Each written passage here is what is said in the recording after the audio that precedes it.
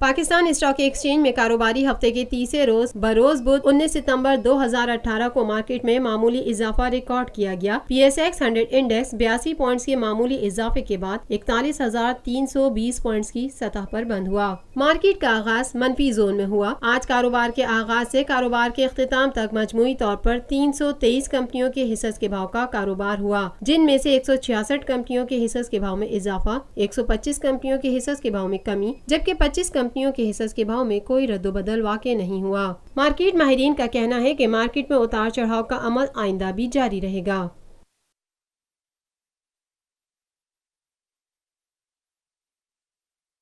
پاکستان میں پہلی مرتبہ حالات حاضرہ کے مختصر مگر جامع پروگرامز، خبروں، تبصروں کے علاوہ دیگر سماجی، تجارتی، ثقافتی، تفریحی، معلوماتی، مذہبی، تعلیمی، صحت اور بچوں کے پروگرامز صرف TNN TV پر۔